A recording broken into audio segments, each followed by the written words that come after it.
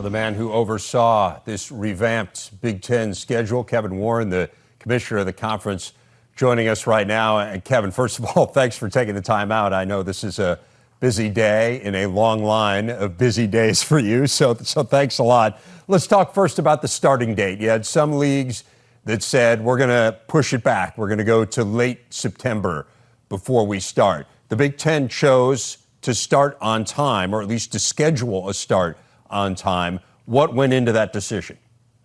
What went into the decision, again, thank you and good morning, and I hope your family's well. But what went into the decision was to afford us the best possible opportunity to be as flexible as we possibly can. And that was one of the reasons why when we decided to go to a 10-game only schedule, a Big Ten only conference schedule, is that we're hopeful that this builds an opportunity for us to remain as flexible as we possibly can. So as you're aware, if something were to happen where we didn't start on September 5th, we have the flexibility to start even on September 12th or the 19th.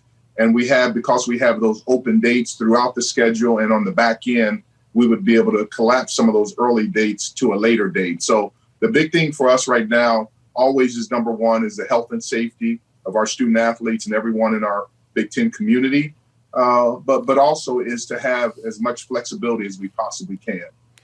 You mentioned the health and safety commissioner, and you've talked a great deal about this. You were talking about it long before we were in a pandemic, and of course now it's become front and center given everything that's going on health-wise in this country. In addition to releasing the schedule today, the Big Ten also released its guidelines for health and wellness, how testing is going to work.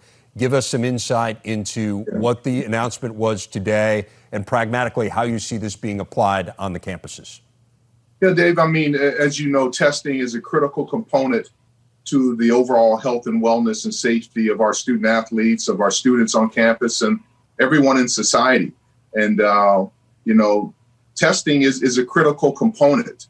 It doesn't solve all the issues, but our goal is to make sure that if we are so blessed to be able to compete this fall in the Big Ten, that our student athletes will not only be healthy and safe during the week, but also as we enter into competition. So one of the decisions that we made for low contact sports is that they will be tested. And then these are minimum standards at a minimum of one time per week. But our high contact sports, such as football, the minimum will be twice a week. And those will be PCR tests.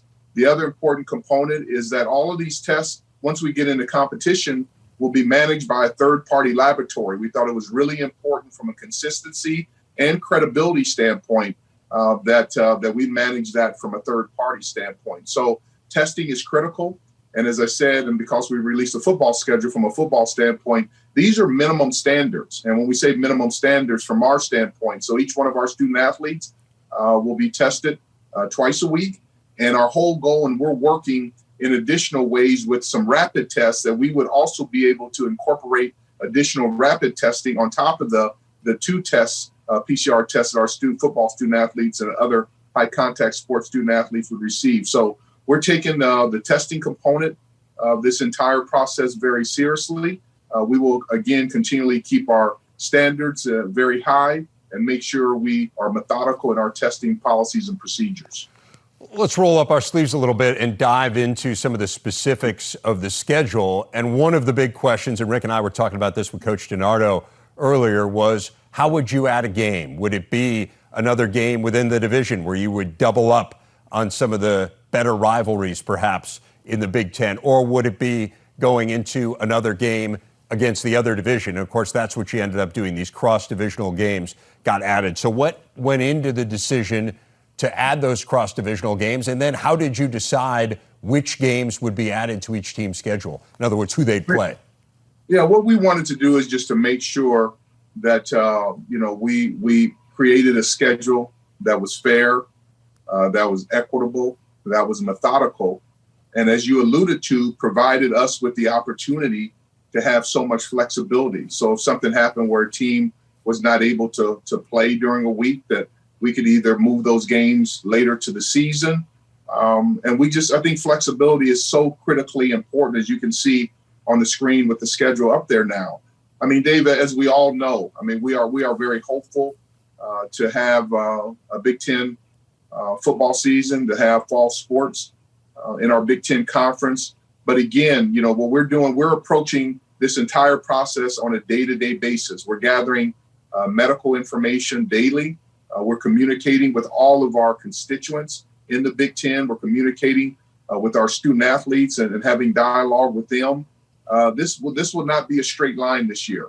And again, we've released the schedule, but we've done it in a context of we have to plan ahead. But we understand that we are in a pandemic. We're doing the best that we possibly can to create an environment where our student athletes can get a world-class education at one of our institutions, but also, if we're so fortunate, that compete in intercollegiate athletics here this fall. But no matter what we do, no matter what happens with the schedule, if we are so fortunate to play fall sports, is that we need to make sure that the health and safety and the wellness, and not only the physical health and safety and wellness, but also the mental health and safety and wellness of our student athletes remain at the top of our list. And as I sit here today, I'm confident that we've done everything we possibly can up to this moment to feel comfortable to move to tomorrow. And as I said, this is a day-to-day situation. We're gathering information. It epitomizes fluidity. And so we feel good today. But again, we will. This is something that we're working on throughout the day and night, every single day of the week. Well, we're talking about the schedule today, but of course, the first thing you have to do before you get to playing those games is actually get teams into preseason camps. They've been going through some of the voluntary workouts here. You mentioned in your letter to the athletic directors that came out last week that you would move into a preseason camp phase when the protocols were in place and when you felt comfortable moving to that step. Where are you in that process? When can teams open camp? Yeah, so teams will be allowed to open camp this Friday, August 7th. And what we're doing is our testing protocols and procedures will be finalized and activated as we get into full competition. So quite naturally, the week before, whatever the first week we compete, and as of now, it's our games are scheduled during that September 5th, and we have a Thursday and a Friday night game on the schedule. So we would have to have those testing protocols and procedures in a centralized location with coordination of the Big Ten office in place. What we're doing is during these next couple weeks is that our 14 schools have been testing up until now. All of them have are world-class institutions. 13 of the 14 of them have actual hospitals, and to be able to continually conduct the testing. And so our 14 schools will be handling the testing during this preseason practice transitional period. But as we get into full-scale competition, then the Big Ten office will work in conjunction with our 14 schools to make sure that the testing protocols and procedures are not only followed, but they're handled in a very transparent manner. But our teams are allowed to start practice this Friday, and so we'll look forward to walking down this process together and making sure that we're paying attention to every minute detail. Kevin, we've already seen some teams that have had to shut down their workouts. Most recently this week, Northwestern. We've seen Rutgers, Michigan State, Ohio State. Also in that scenario, to what degree is the conference advising schools when they have positive tests as to whether or not they need to shut down? I mean, the conference office, we're involved in all of this, but one of the things that's really important is our 14 Big Ten institutions basically lay over 11 different states. And we will always follow the policies and the procedures and the laws in our 11 different states. And so we have different states in our footprint.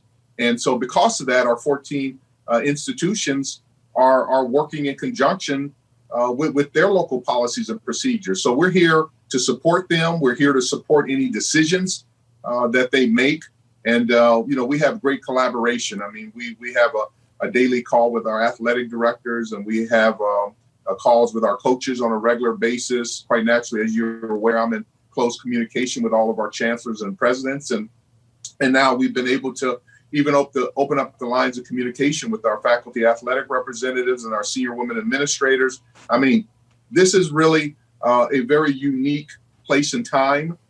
It's an honor to serve the Big Ten. It's an honor to work hand in hand with every person in the Big Ten. And the thing that I've really enjoyed the most during this process is having the opportunity to have transparent, open and honest dialogue with our student athletes. We have incredibly bright student athletes. I already knew that based upon our dialogue on our anti-hate, anti-racism coalition.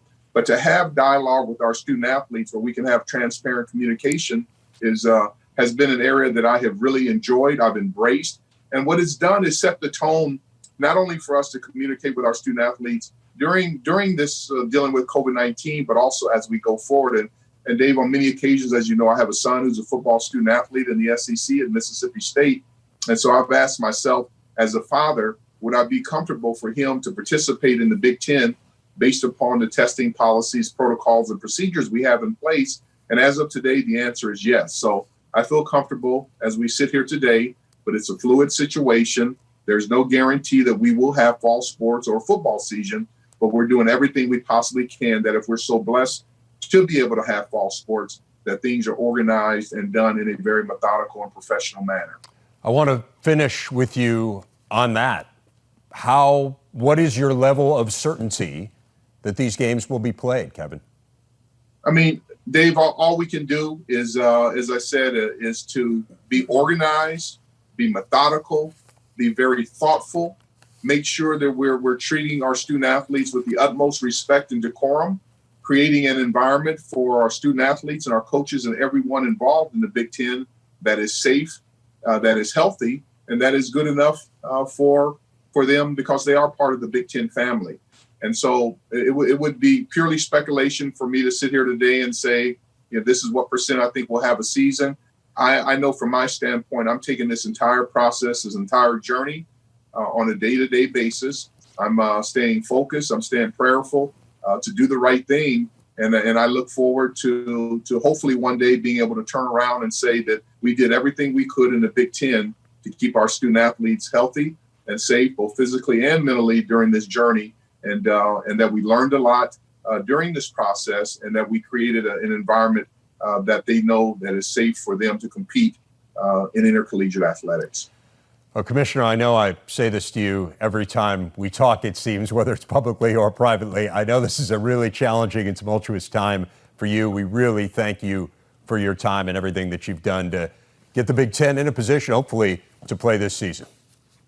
Dave, thank you for everything you've done, and thanks to Big Ten Network. And it's been an interesting year, to say the least, but there's no other place I'd rather be than here working on these issues with some wonderful people and doing the best we can to make sure our student athletes are protected and healthy and safe. So have a wonderful day. I know we'll be back in touch soon. All right, you do the same. Thanks, Commissioner.